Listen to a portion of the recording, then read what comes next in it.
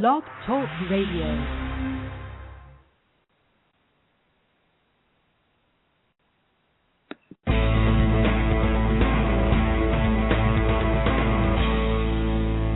Welcome to Sex, Lies, and Consciousness with your luscious hostess, May Vu, broadcasting live every Monday at 12 noon Pacific Time. Welcome, everyone, to another lively conversation about sex, lies, and consciousness. Today, my friend Susan Sabert is back. Just in case you didn't hear the previous show when she was on, the show is called Secret Sauce to Getting What You Want, where Susan told about her quest for honesty with her desire and her aliveness inside her marriage, where she finally got to a place with her husband where she could ask for more. And they've been married for 20 years. Together they have created a very nice, safe relationship with each other, and yet there was something missing. So Susan, in her courageous way, asked to open up the relationship and to ignite more fire and more passion into both their lives. And they got to a place where they even invited her young lover to come in and live with them. And then over time, it was clear to both her and her husband that the husband needed to leave the marriage to pursue his own awakening, leaving Susan living with her current lover. So that is what brings us to today's conversation. When I heard that she's living with her lover, I go, oh my God, what did you do? Why did you do that? So what happens when we expand ourselves, which I like to call it sexpand ourselves? We expand into our sexuality. We bust up a bunch of lies and restriction with ourselves and our current partners, and we step into this whole arena of open love and allowing for love and relationship to be much more open and freely instead of the monogamous, I own you, you own me kind of way of being with each other. What happens when then you start to live with your lover? You know, do we turn that relationship into another humdrum relationship? Are we just replacing the player and the play is still the same? You know, the old husband leave and the new lover comes in, and now we still have the dishes to clean and the garbage to take out and, you know, whatever else that we need to tend to, that we end up falling into another monogamous, passionless, or struggle to maintain the passions in our relationship. So Susan agreed to talk with me about that, which is a really vulnerable conversation because this is what is going on in her life right now. So it's not just a reporting out on 5 years ago I went through this, and this is what I got, and woohoo, and here's my T-shirt to show for it. This is actually a really vulnerable conversations of, really truly letting us into their bedroom, into their house, into their home, into their heart, to talk about what is here for Susan and her lover, and what it's like to try to make this relationship work, and where is she going with her spirituality and her sexual awakening. So Susan, welcome to the show. I'm so excited to be back, and wow, yeah, it feels like there's a lot of ground to explore, so thank you for having me. Yeah, and I was checking in with Susan before we started the show, and I said, oh, honey, this might be a really vulnerable conversation for you because we never know what you can touch on. So just want to say it again and publicly, anytime we hit something really vulnerable or you're not willing to share that part, or if it's much, or, just let us know, and then I'll totally support you and be there with you on that. Thank you. I do appreciate that. And, yeah, I think, as we talked a little bit right before the show, I wasn't expecting this to be quite so vulnerable. And I was like, yeah, let's talk about it. That's going to be fun. And, wow, now that I'm here faced with actually thinking about, what is going on in my life, it is it can be a little bit, breathtaking. Like, wow, I'm going to share that with people. But at the same point, I'm excited because it needs to come out. And hopefully, by talking about it, might echo what somebody else is going through, or get some clarity for yourself. Yeah. So give us a little stat, like catch up. So how long have you been living, and is it okay to use his real name, or should we keep that anonymous? And then, and what's it like? What's the relationship like, and then what's sex like? Well, his name is Andy, and that is his real name.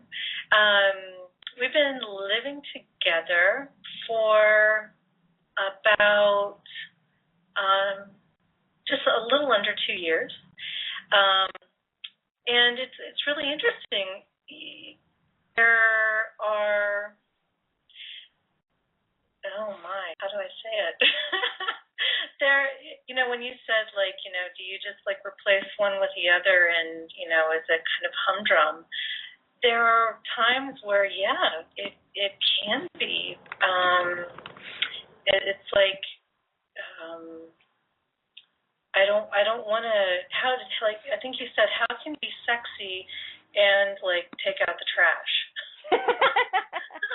No, wait. You can be sexy and take out the trash. And, it's more like it's more like when you have to ask him to take out the trash the 10th time and he hasn't done it. That's where the sexiness goes away. Exactly. Thank you. That's exactly it. Leading up to us living together, of course there was none of that. So it was just like the excitement and the thrill of being together, and you never had to think about those domestic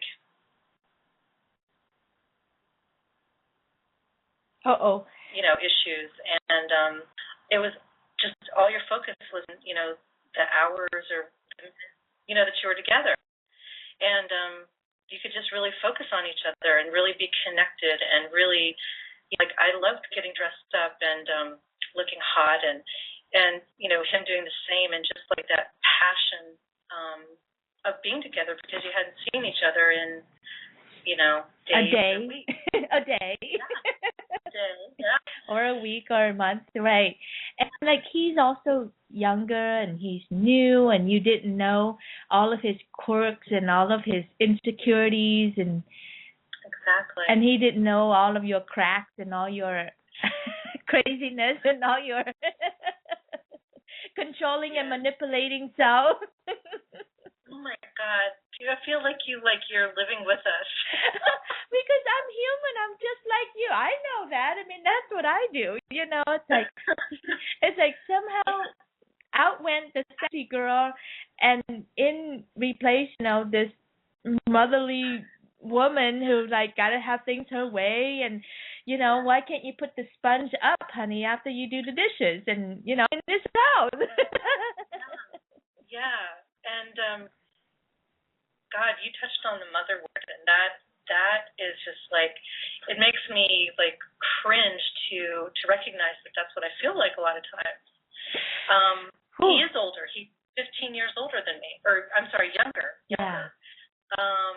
So God, and I've been married for 20 some years, and we lived together all of that time. So we had a routine, and you got used to the flow, and we each shared things, and I just could depend on my husband doing whatever husband things. Yeah, husband things, and of course Andy doesn't know that, and yet it was hard to wrap my brain around the idea that, okay, well, now I'm living with a new person, but why doesn't he do all the things I'm used to?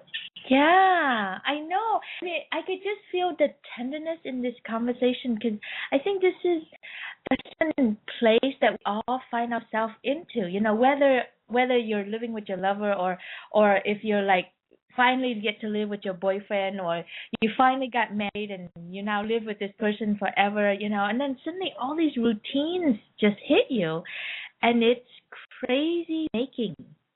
Yeah. I said to him early on, like, God, I never fought this much with Paul. Like, never. Not in, like 23 years. I mean, we'd have some disagreements, but like Andy and I would just like, fight and like every couple days. And I thought that there was something seriously wrong with me or our relationship, or, oh my God, what the hell did I just do? I just threw away something that was boring, but it worked. Right. It was stress-free in so many ways, even though it was boring. But I didn't fight like this. Yes. God, I second-guess my decision a lot, and sometimes I still do. Probably it's more than second guessing, isn't it? I mean, it is really hard. I'm guessing that you actually judge yourself a lot too. It'd be probably like, what were you thinking, and to throw that phrase, to throw away something that was good enough for this.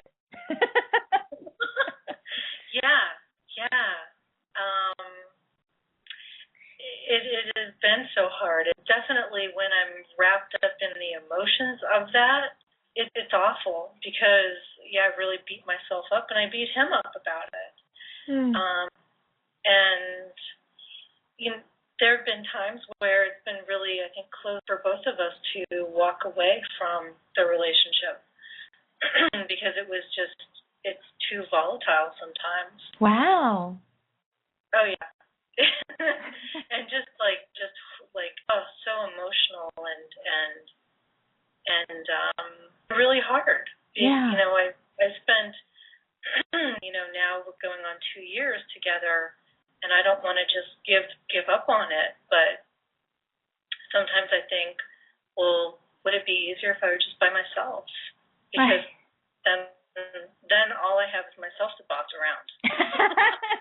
And then you'll be unhappy there too. That's the pisser about this whole thing, right? Yeah. It's like for us women, we so crave and want that security of having a husband. So we go and we conquer and we got ourselves a husband. Exactly. And then we go, oh shit, this is really boring. I can't do another 30 years of this. Right? And we want more. So then we have the courage. I mean, some of us don't even have the courage, but some of us have the courage to say, okay, I want more. And then you bring in someone new, which is all exciting and everything. And then we end up back in the same old place in 2 years or less. It's not even 15 years or 20 years that we, like in 2 years or less, it's just like, oh, we're back to that same pattern again. Yeah, and the thing that's interesting, because, the three of us lived together for a while, he was able to see firsthand how things were with Paul. And, while he didn't have much more experience than that, obviously I've shared with him a lot of my feelings and experiences with Paul. And so a lot of times when he starts second-guessing himself, he'll say things like, God, I feel like I've turned into Paul. Like, here I am. He recognizes, the same repetitive pattern too, and even though he wasn't a part of a lot of it, but he recognizes that, I feel like I'm just continuing on that hamster wheel. Yeah. And so it's interesting. And like you had asked about, like, so what's the sex like? I mean, we had to get really creative for a while. And that was fun because it was dangerous and adventurous, like before we were living together. And, that's fun. It was like being back in high school when, it's like, oh my God, like, I have to go out in the woods or, Right. Oh my God, did we just do it in the back seat of the car? I mean, I haven't done that since I was in high school, and that was really fun and everything. And look, one of my favorite thing was I got what is that, rug burns on my kneecap, in the middle of Hawaii somewhere with my new lover, right? Oh my gosh. Yeah, and it's, God, it's exhilarating. And so I was thinking, sex, like, we would like take that passion and energy and excitement, and it would be like that 24/7 because we're living together. Right. But it didn't work out like that. And it's still really, like, sex has gotten even better. Yeah. Because we've really, we've committed to, I guess, exploring more. And, we have time where we don't have to rush, and it doesn't have to be like, wham, bam, thank you, ma'am, which can be good, but we don't have to do that. So we started practicing oming, which has really helped deepen our relationship and just experience together. Let me just pause you there and just bring the audience in on that. Sure. Oming is a spiritual practice called orgasmic meditation. And I'd like to give a little description, but I'm afraid that will take the conversation completely off that. So I'll just say this. I will do a show on oming and what oming is all about, what orgasmic meditation is all about. So if you guys are curious, you'll have to come back and listen to that show. And everybody should be curious, because if they don't know what it is, they will love it. It's amazing. And so back to thinking that it was going to be just amazing, and wake up in the middle of the night and have sex, and wake up in the morning and have sex, and you get into your routine together where you not only just work and. So let me ask you this question, Susan. What were you looking for now that you've gone past it? What were you looking for when you got a lover? What is it that you want? Because it sounds like what you're doing now is you're just replacing a husband for another husband. Yeah. What I was looking for was just that electric connection of, just seeing somebody and being close to them and just feeling alive just from that connection, and feeling, adored by somebody, and, and having, that adventure and kind of a little bit of danger. That's definitely what I was looking for, passion. And being desired. Yes. Yes. Definitely. Rather than just roll over in bed and go, good night, honey. Exactly. Yeah. And so how do you keep that alive? Well, I think that honestly, that's one of our challenges. Yeah. Because if Andy were here, I would guess that he would say that he knows that that's something that I struggle with. And I think it's something that he actively works on and tries to deliver, and yet it's hard. And I don't think that we've found the answer to that. No, because it's not outside, it's inside us. Yeah. Yeah. Because I say that just because I'm like, I find that to me too, I'm living with my lover, although I'm still, I think, smarter than you. I'm living with him half the time, 2 weeks on, 2 weeks off. So give us a chance to start afresh every 2 weeks. Yeah. Yes, and there's some separation, separation of the state. It's like, that's your stuff that you have to deal with. I don't want to deal with your stuff. I did that with a husband. I don't want that. And at the same time, we're totally intimate and totally committed to each other, and totally, going deep down together. And I have to say, all of it is just inside me. It's really hard for me. I call it hard to get it up. To get all sexied out as if I'm on a hunt for a man, versus oh, I'm just going up to my honey's house and going to stay there for 2 weeks, And it's luscious to be here. It's just that I don't have to work that hard anymore, And then I can get lazy and I can check out. And I know the range of laziness that I can go to before he complains that I'm too lazy, right? So I'll go all the way to that range, and it's just like, oh God, this is how I kill relationship. I get it, Oh God. Well, that's amazing to me. So you get it, like that range of laziness. Because I would say for Andy, that's one of his big issues. Is he kind of gets to that edge and kind of dwells there for a long time. What does that mean? He gets that edge? I don't. Well, that laziness edge, like where he's just like he's at the point where I can't take it anymore, and he knows it, and yet like you said you kind of know when you're going to cross the line, but you don't. Yeah. He just hangs on the line for a really long time until you snap and become mothers, and then he. Oh God, that's hard. It is, and I hate it, and I guess that's what I think that we're both looking to try to work together to for him to identify that place and how to step out of it, and for me whatever the place is too, so that we don't piss each other off all the time and have down fights. And I don't have to feel like his mother. Oh, honey, you just gave me so much of the show that we had last week. I can't think of her name. Oh my God, we just had with Sherry Beck last week on. I can't even think the title of my show last week. Anyway, because it's so engrossing.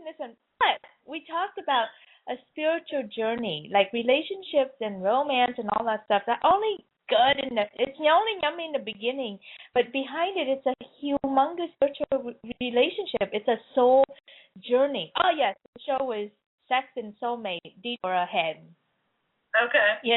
And we talked about that, like this whole concept of soulmate, and it's so wonderful to have a soulmate, and everybody's wanting a soulmate. I would be so happy if I just have a soulmate, And then what? You bring them home and you live, and you still have to take out the garbage can, and somebody still has to pay the bill, and somebody needs to bring money in the household, and blah, blah, blah, and you run into all sorts of human stuff. Like the soulmate goes out the window, and the human stuff come in. And how do we stay awake to that?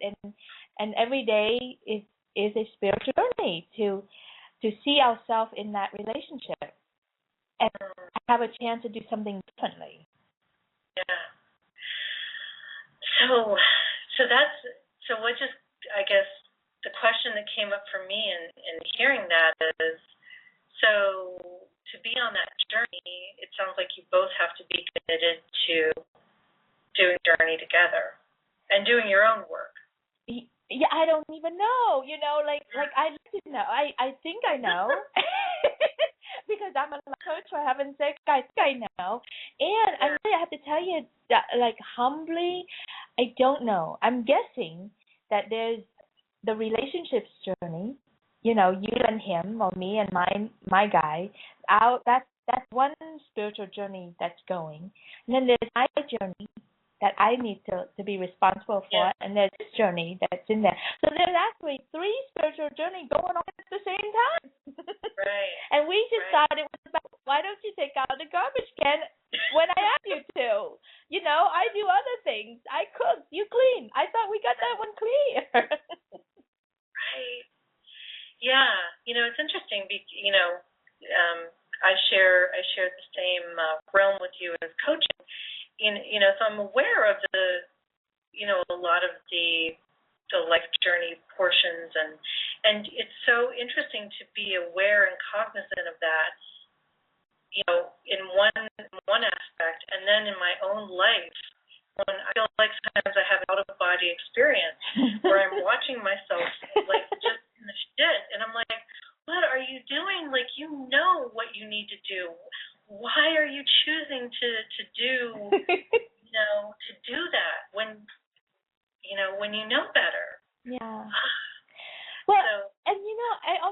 this makes me think of the other thing too, which is that whole dynamic between feminine and masculine energy in here. Like, it's so quickly. So the feminine energy is, that free flowing, the goddess energy. I'm the inspirations. I'm the joy. I'm the chaos. I'm the unpredictability in your life. The masculine energy is the structural. Point A to point B to point C to point D. It's the bank around the river, the thing that contains us, right? And the decision maker and the I know, the taking it forward. Now, both of those exist inside each one of us. And it also exists between you and Andy, right? And when Andy is in the masculine energy, like in the old days when you were lovers instead of living, he was the masculine and you got to be the feminine. You didn't have to worry about all the logistics stuff. You just show up, you get to be beautiful, you get to be flirtatious, you get to smile, you get to, cock your head and just look gorgeous. That works really well, and he gets to be, the hot man and pay for the meals and blah blah blah, whatever kind of thing. So that took care of that, and that makes the energy hot. When you live together, somehow that always gets flipped back. It gets twisted up.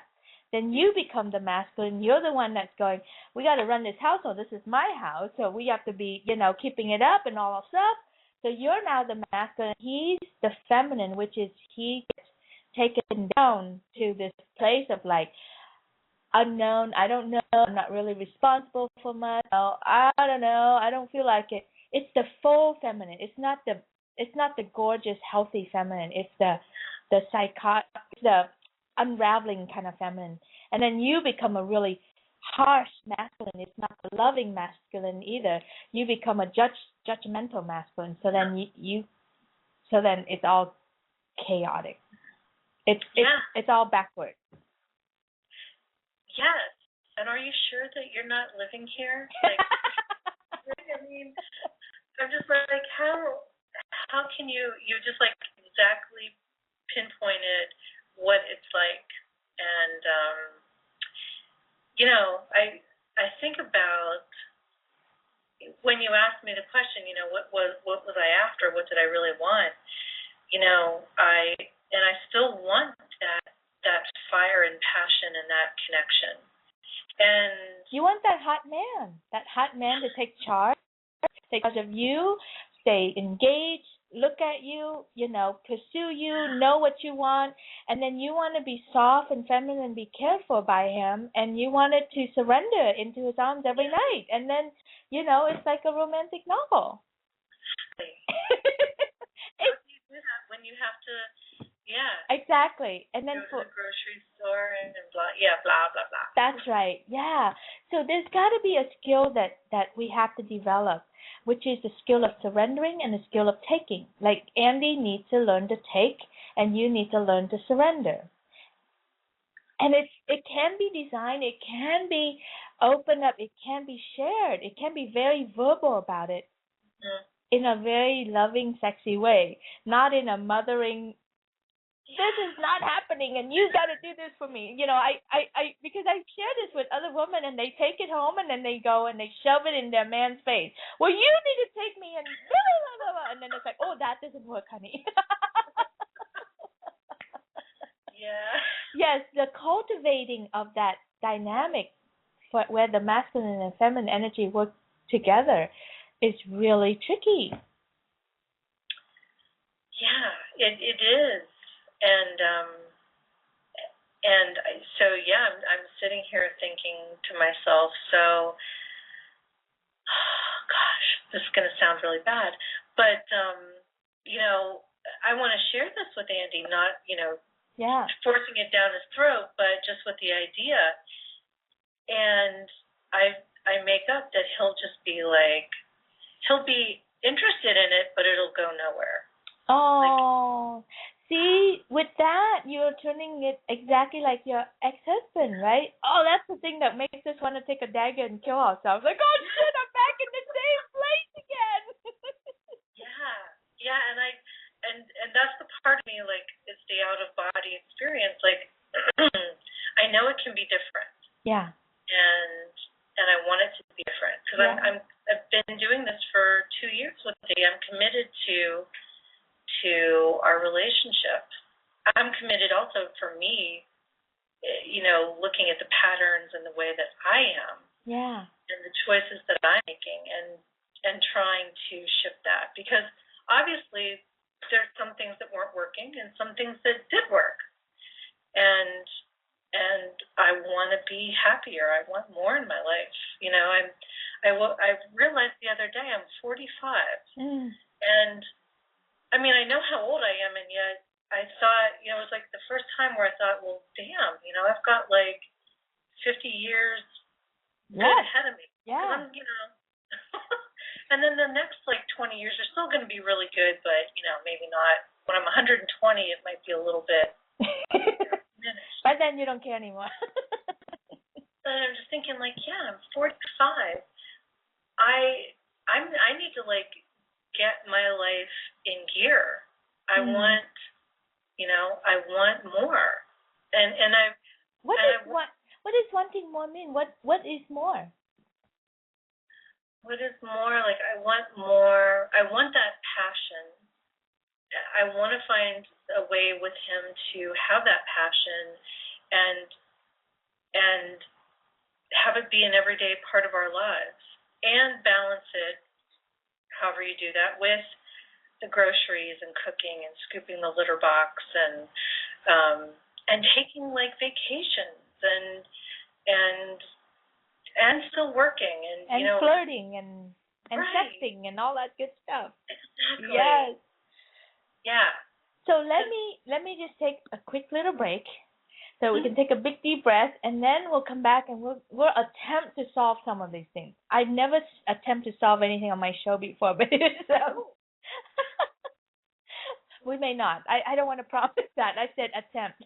Okay, let's do it. Is your marriage or relationship in crisis? Where one partner wants to expand into their sex and bring scary changes to the relationship, while the other partner is dug in, protective, and saying, "No way in hell is this going to happen." May knows this place well, and she can help both sides. She is truly amazing. Learn more about her specialty, crisis coaching for couples and individuals, at sexliesandconsciousness.com. What a fun commercial. I have not heard that commercial before. This just got uploaded today. I love it. Anyway. I know. Oh my gosh, this is what happened when I give my honey, full rights to do it as he does. And I love it. Anyway, if you're just joining us, I am talking with Susan Sabert, and we are tackling one of the hardest quests, I think, in relationship. How do you maintain passion and aliveness in your relationship? Both Susan and I have had both sides, right? We've been in long-term marriages that worked really well and was going perfectly fine, except what was really dull and boring, and a lot of things got deadened, and we were inexperienced. We didn't know what we didn't know. So we thought that there's something wrong with the relationship, or that it's his fault. But now that we're here and we are now trying on a second round with a different relationship, we are seeing the same pattern or similar pattern. So it's like we must ask the question, well, shoot, if it's the same pattern and I'm the common denominator, I got to look inside rather than look outside to fix this. Is that fair to capture that way, Susan? Perfectly, yes. And it's not comfortable, and it's not easy to look at it that way, and to not make ourselves wrong either. Because for heaven's sake, if you're like like me or Susan, I'm guessing is that you probably already worked so hard on this relationship or any relationship that you're in. You're probably taken tons and tons of classes or read books and all that stuff to see what's wrong with me, So that's not what we're talking about here. I really do think that there is a thing that there's a new knowledge that wasn't taught to me when I was growing up. I never saw a model with my parents or people around me, and it's just barely being talked about in the personal growth circuit. And I think it's something cultivating hotness, cultivating passion, cultivating the roles that you and him or you and her, no matter whether you're heterosexual or homosexual, whatever, it's just like we still have this dynamic between the masculine and the feminine inside us and each other, and how can we work that so that it's alive and real for us. Mm-hmm. So how, that's like, is it the $64,000 question? I guess in today's economy it'd be like the $164 million question. It is. And so I know for myself, this is this is how far I've gotten with my own personal relationship. So I'm with a very normal man. He's older than me, and he's a nice guy, really sweet. Will do anything for me. And you know what? I had something very similar to that in my marriage. I married a really nice guy who would do anything for me, and it killed us because he didn't have his own desire. He didn't have his own will. He was too afraid to offend me. He was too afraid to be unhappy. So he thought to be a good husband, he had to just let me have my way and to serve me and to take care of me as much as he could and just let me have my way. And it killed us. And I killed it because I got really masculine. I got really demanding. And I just was really confused, and I didn't know how to write things up. And I got really practical. I never was sexy. I never knew how to bring out all that sexy kitten, all that off sensuality. I figured that's for someone who needs to get married. Once I'm married, I don't need that anymore, right? Wrong, so wrong.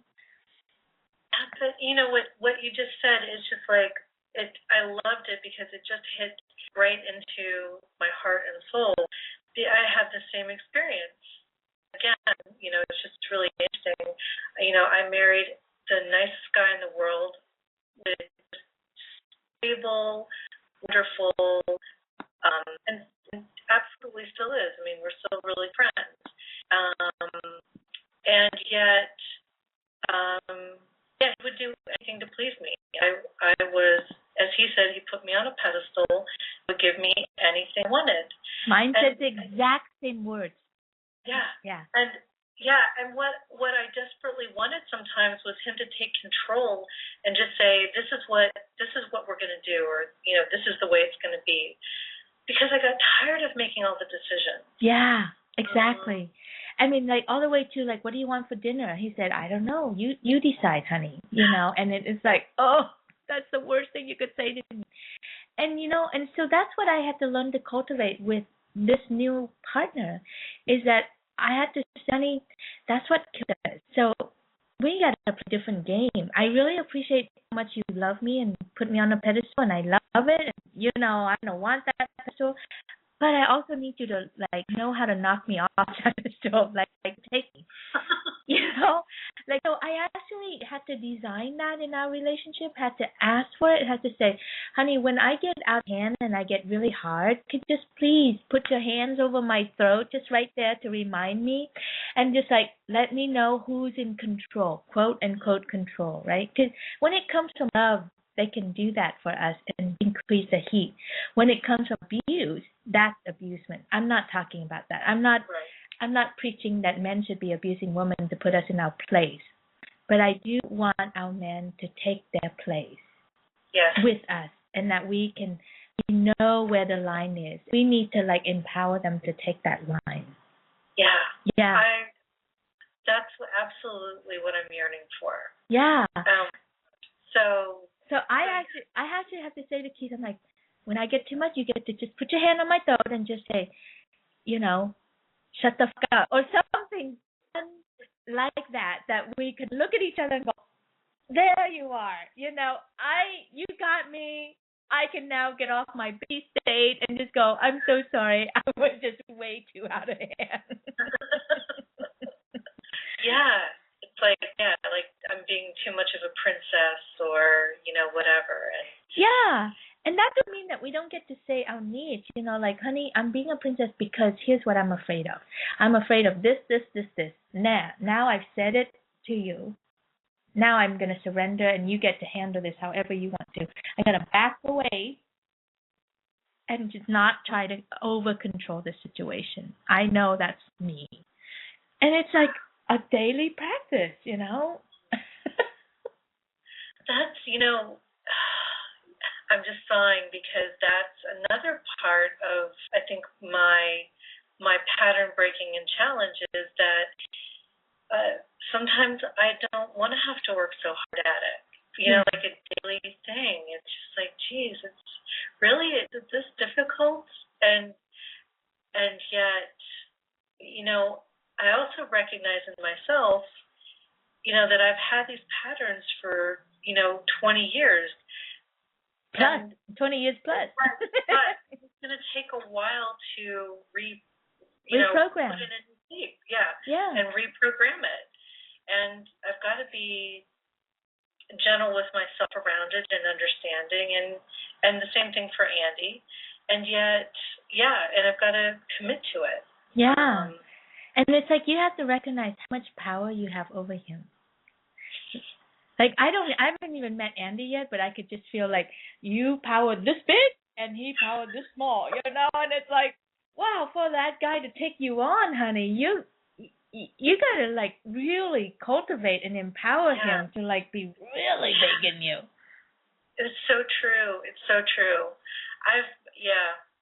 It's really interesting. I feel like in my lifetime I've maybe met one or two men that were like at least my equal or that could be in control of me. Yeah, so if that's the case, then I want to have a partner in Andy. I need to, like you said, help nurture that in him. Yeah, and you have to do it from like a sexy kitten place, which, to us independent, smart-ass women who have to go out and make our own money, we just like throw up at that concept. It's like, what the fuck? I don't need to do that. I can make my own money. Yeah, right. And then we think that we have to be less than by being sexy to create that. Yeah, it's so interesting. I didn't really think about it like that. And I know, like, I recognize in myself there's little times where, like, I just want to say, like, I just want somebody to come in and just take care of me. Like, well, just, I just want to, be lay back and let you do whatever. You have the job, you have the income, you have whatever, and I'm just going to be taken care of. And then I think, well, I'd be bored after about 2 minutes of that. But so, and I've got to learn to allow the man to have the control and to guide and, to share that with me. It's a and very like you said, surrender. Yeah, it's a very interesting dynamics, and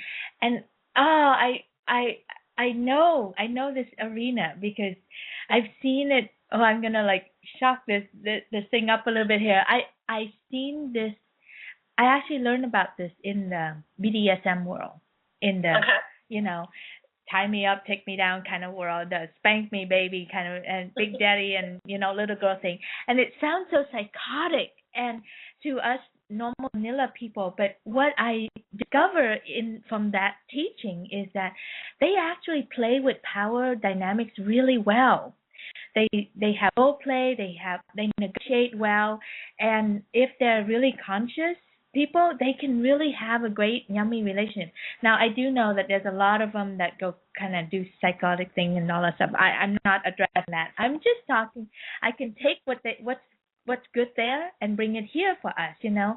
So what's really great there is that the men, when they are empowered to step into the masculine side, the female or the one who takes the feminine side, the bottom side, just completely surrender. So she gets tied up, she gets spanking and all this stuff, and it looks like she's being abused, but actually she's the one that has the control.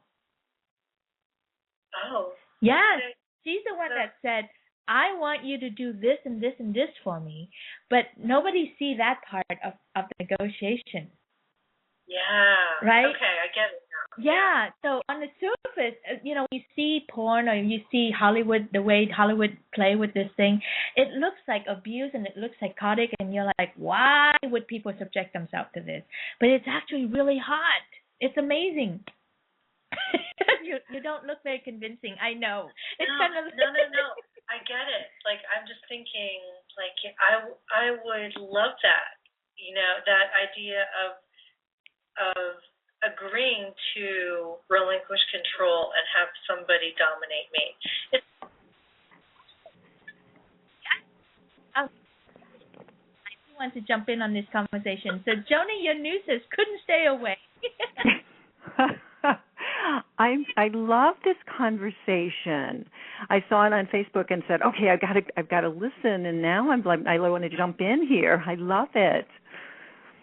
Get to the time, take me down and thank you and all that stuff. Well, yeah, I love that, and also the surrendering, the woman surrendering. And what I've learned in my relationship that I have right now is that a man wants to be in control too.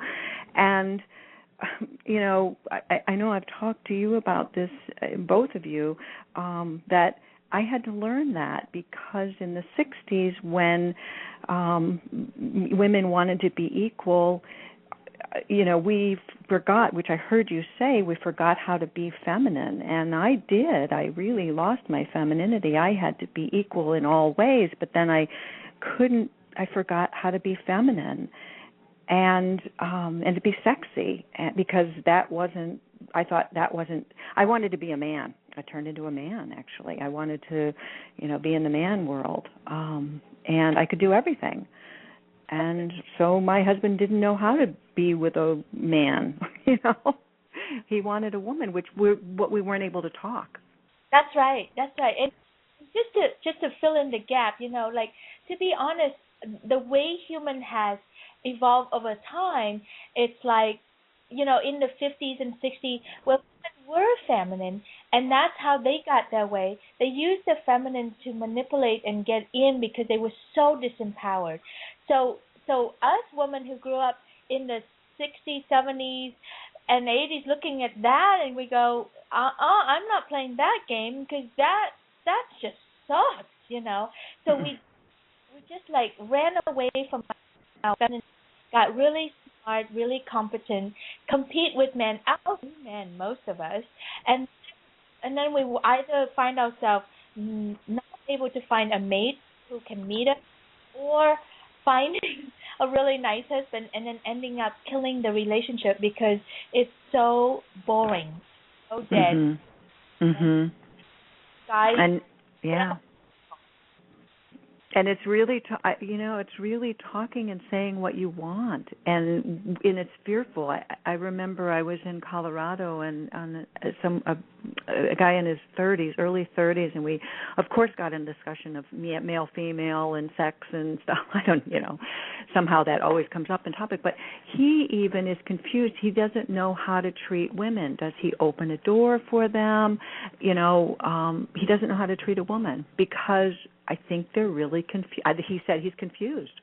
Yep. And that's what I know Roy said, too, when we first were dating. And although he loved to be the man and open the doors, and that's why I was really attracted to him. So, because I love being treated that way. But I didn't, it was like I went through that stage of, I can do it myself. Yeah. So a little more sex, Joni. So do you guys do a little role play? Do you bring some of that dynamic into your relationship? The role play of sex. Or a little spanking, a little, Yes, we talk about whatever we want. He loves when I wear really sexy underwear and do little striptease and it's just so nice to say what you want with each other. And it's in the bedroom, it's or wherever, on the porch or wherever. And yes, because it's exciting and it's taking me out to another world, and him too, because what he says to me is, wow, it's so nice to be with a woman who really enjoys sex. Well, I think every woman wants to, but they've forgotten how to ask, and it's been made dirty or whatever. So now I'm experimenting and playing, and wow, this is so cool. And every time we're together, it's well, now what can we do? And now what can we play with? So how can we play now? It's just growing and talking and communicating. Done it. And fun. Yeah. Go ahead.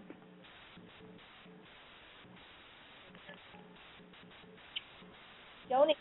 Yes? Joni, what I really want to hear is, I get that you're communicating and asking for sex, so that's great. But now Susan and I are at this point in the show where we want to talk about like rough sex, hot sex, where you really can play with the power exchange, where you really empower your man to dominate you, to spank you, to have a little risque, a little leather, a little, ha-ha in there. How have you played in that arena? Not too much. Not too much. Highly recommended, Joni. Pardon me? I said highly recommended, Joni. Okay. I would, you're talking about it. I went, wow, yeah, this sounds fun. Yeah. Yeah. Not that I'm opposed to it at all. It's just I'm having so much fun experimenting right now and playing and being so happy to have orgasm after orgasm and just being touched in so many different ways. It's just so fun.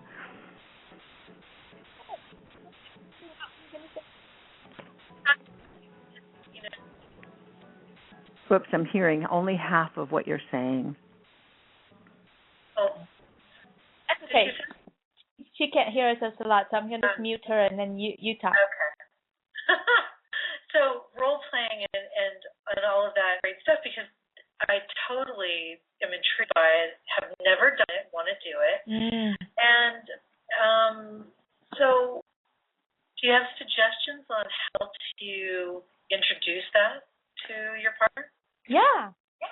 Very easy, actually. So you want some really good dark music, just the beat. Oh, okay. Right? Like, not meditation. Meditation is too light. Kind of like some sex club kind of music. I don't know how to. I'll have to do some research and be more instructive with what. But anyway, so find some good, slow, heavy beat that's kind of like, it feels like a dungeon. It feels dungeon. I call them dungeon-like music. Okay, and then really turn off all the light and only has candles. All right, and then blindfold is always so good. So, I got a text who said gothic music. Oh, okay. Goth music. Try Pandora gothic music. Okay. Okay. So it really if you want to bring his master out and your feminine, so you really have to put yourself in a bottom sub position, and he's under the top position. and all stuff should be negotiated ahead of time. It's like, honey, I want to try some of this stuff. Let's watch some sex movie, or let's watch some. It's not the best place to get information on right now. I hate to even say that you should go there and see this, because it doesn't have the full picture. I may need to just do a show on this thing. But I think so. I know. But for now, like if you just even blindfold yourself, and then wear things really risque and open. So the bottom always wear things risque, and the top always wear things leathery. So that signifies who has the power. Really, the bottom's the one that has the power, because at any time you can say, you can agree with each other on a safe word, like the safe word would be, it's not a no, because no is a play word, it's not no. But you could say safe word is red. Red means everything stopped, you no longer go, he cannot coerce you, no guilt, nothing, just stops. Yellow means, oh, I need some attention. Can you just like pause on the play and just check in with me first? Okay. Yeah, and then just have some feather, have some different sensations. So let's just do a sensation play. So this one you can actually take control yourself. You can tie him up, you can blindfold him, and then you can introduce different sensations along with the music to just stretch out the play. Okay. Yeah. Right, and then you can notice whatever you do that makes his cock hard, do more of that. Whatever you do that makes it go soft, then you know that kind of like doesn't turn him on. However, ultimately it has him present in the moment and you present in the moment. Right. And you can explore from there. So this would be like one, a little erotic play 101. Let's just call that. And then next show we'll do a more in-depth training. See, my dominatrix training does come in handy. I love it. Yeah, I'm totally going to do 101 tonight, and I look forward to a future program that you do for more. I noticed that you get really lit up now. Like you're like you look titillated. So what's happening for you? I think it's first of all, I mean, it's just hot and fun. I told you, like, being dominated is one of my fantasies. So it's just like, ooh, yeah. And I kind of forgot about that. Yeah, so that could be, here's if that's the case, that could be just really fun to like get yourself all sexy up, dressing up, right? Instead of you blindfolding him, you have the blindfold ready out there, and you have the handcuff ready, and then you invite him into your cave, your dungeon, your bedroom or something. You softly get on your knees. I know it's a really hard thing for us powerful women to do. You get on your knees, put your hands behind your back, and said, "Dear Master, I am at your will tonight." And like, here's my blindfold, here's my whatever that you want to play with. Here are all the toys and all that stuff, and just let him do whatever he wants with you. That would be really fun too. Yeah, I love that. And don't have expectation. Please don't expect that would be so erotic, because it's in your mind so erotic, and then it happens in life. It should be erotic. We don't know, because it's the beginning. When you first try something, it's awkward and it's funny. But just stay with it, and the intention will open up and will encourage you to have more play with each other. Yeah, absolutely. Well, it reminds me of the first time we practiced oming. It's kind of like the first cake in a batch. That's right. It's never perfect. That's right. Yeah. And what I love about oming is that it really does have you connect a much more spiritual level. And what I love about erotic plays, like what I'm suggesting, it's really in your body. It's hot, and it's like you can feel it, you can respond to it, and and it will deepen your relationship. Yeah. Wow. So, I know you said at the break you weren't guaranteeing on, solving any of the issues, but I love where we went to. Me too. Who knew? I did not plan on that today. But anyway, thank you so much for being on the.